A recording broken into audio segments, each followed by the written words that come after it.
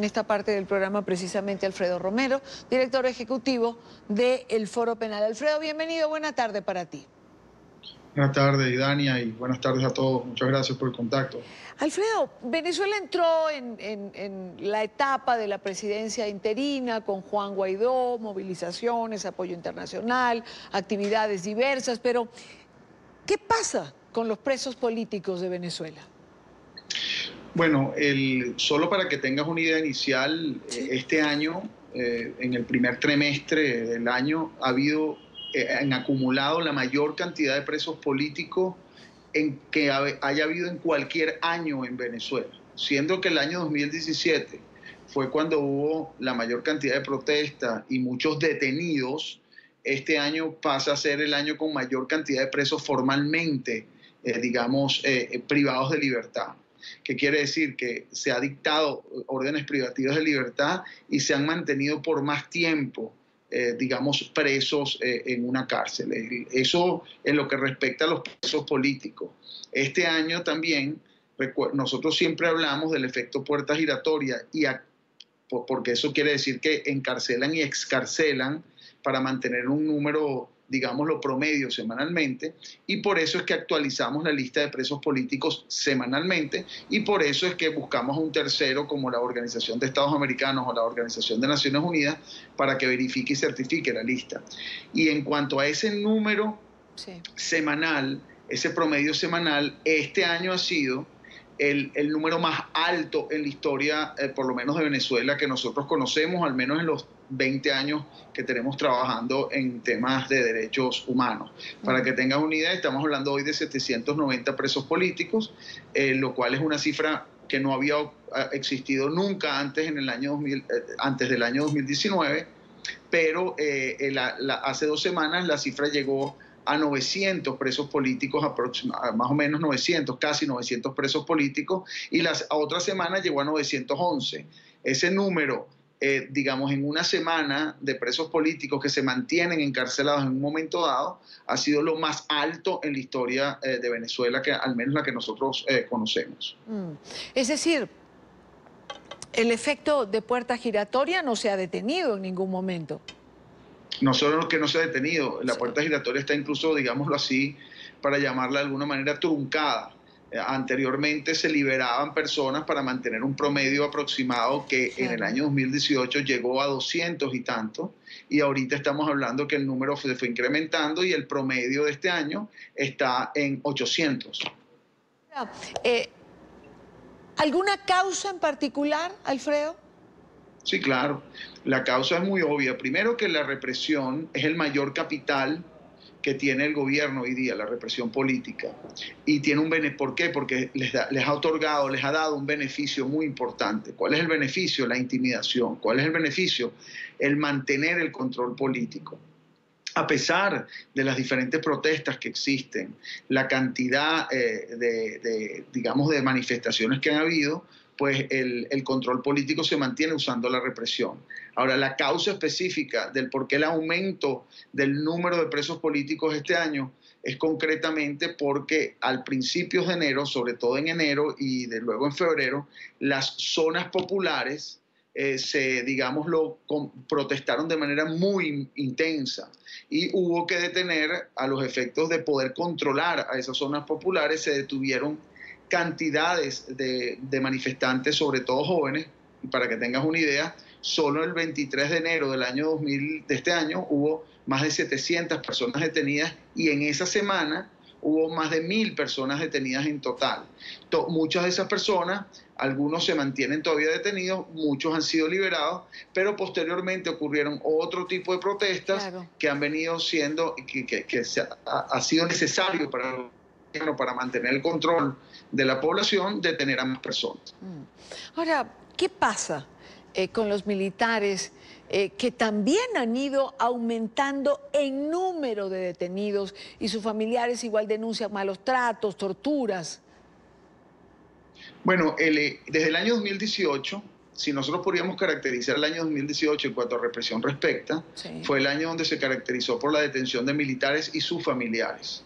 También el año 2018 por decir el año 2018, se caracterizó por el uso de tortura de carácter sistemático y el enfoque fundamental fue el sector militar o las detenciones militares. El año 2019 no es que dejó de ocurrir, se va acumulando esto y se agrega digamos, el enfoque o las detenciones particulares de personas que se detienen en zonas pobres de toda Venezuela.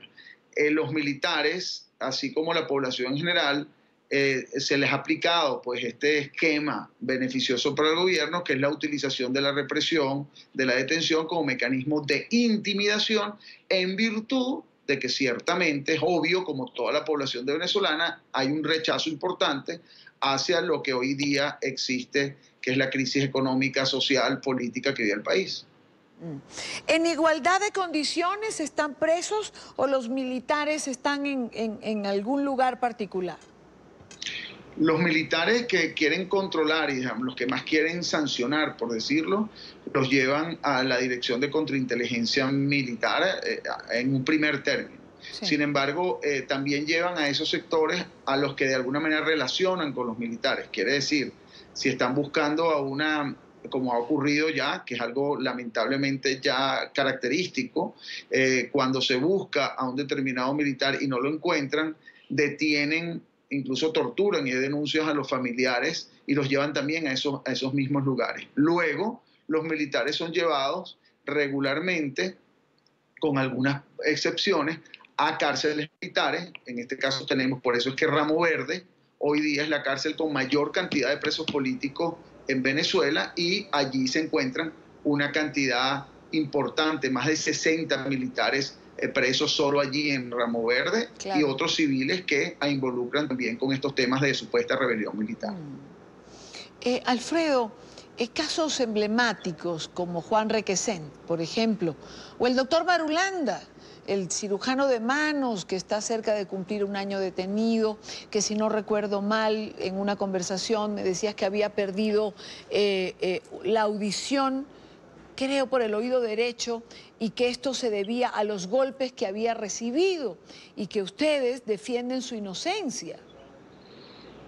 Bueno, y lamentablemente ya está por cumplir un año preso el doctor Marulanda, cumplir el 19 de mayo un año preso. Ahora, hablar, no solo el golpe en el oído y la pérdida de audición en el oído derecho, sino también la pérdida de sensibilidad en las manos, siendo él médico cirujano de manos y, por cierto, también con nacionalidad colombiana. Pero fíjate que acabas de referirte a algo que yo siempre no refuto, sino trato de explicar.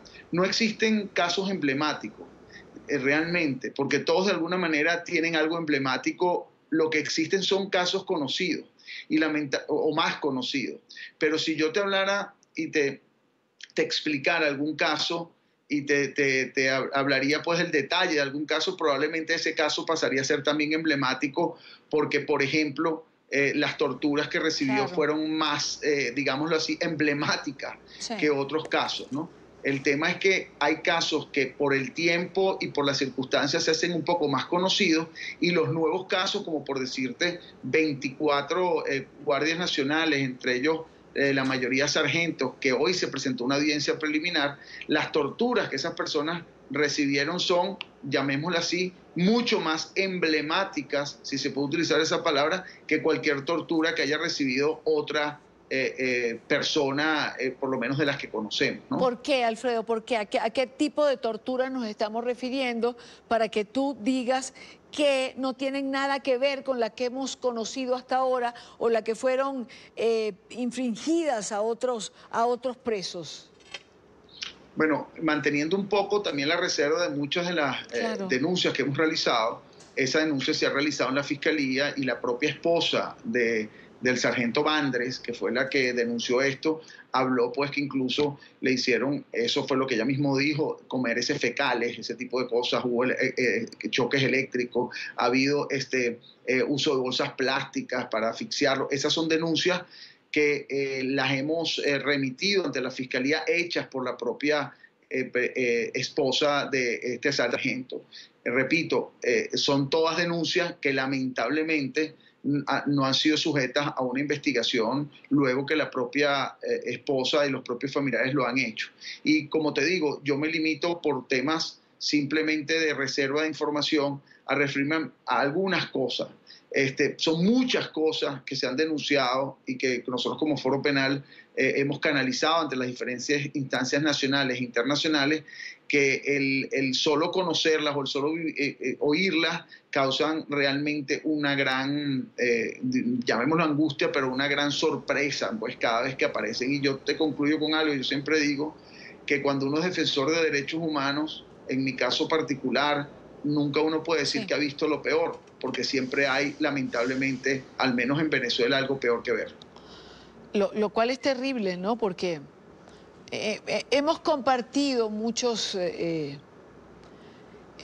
casos individuales y muchos tipos de tortura, y digo hemos compartido porque lo hemos conversado, ante la que nos hemos impresionado.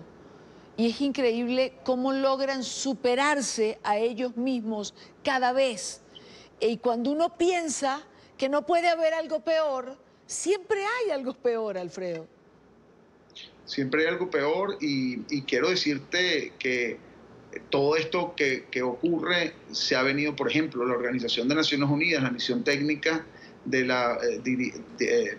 enviada por la Oficina de la Alta Comisionada de Derechos Humanos, recibió estas denuncias directamente. El caso del esposo del sargento Andrés fue oído por la Oficina de la Alta Comisionada de Derechos Humanos, así como muchos otros que estuvieron allí. Eso que tú dices que oír algo peor, esa sola línea, digamos, de testimonios que se fueron oyendo una por una, en secuencia, ante la misión técnica de la Alta Comisionada, cada una impresionaba más que la otra, y con todo y que yo las conocía, pues uno se da cuenta el acumulado de esas denuncias al mismo momento y de manera secuencial siempre llamaban la atención, así como casos de personas que han sido víctimas y que ya han estado en libertad y que ya están en libertad, que también han expuesto sus situaciones. Entonces lo cierto es que sí, poco, y debo decirte algo, sí, lo que nosotros tenemos y la información que tenemos, los reportes que hemos hecho,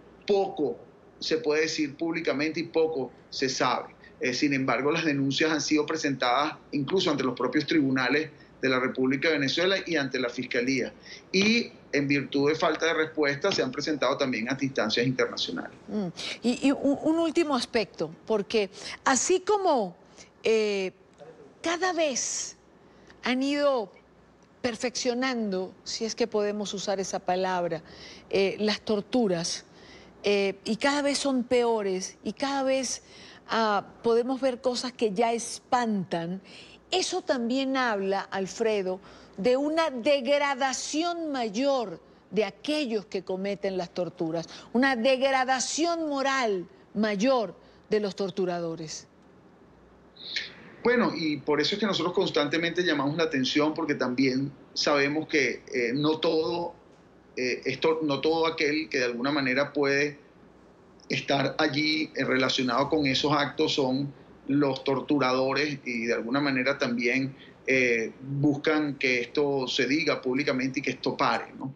Yo también te puedo decir que yo, conociendo la situación del país, no son una gran cantidad de personas que así lo realizan, y el objetivo de la denuncia, el objetivo de hacer esto que hacemos como Foro Penal, de defender a las víctimas y de alguna forma hacer saber esas situaciones y que esto pare. Pues yo creo que eso es lo importante. Sin embargo, tienes toda la razón.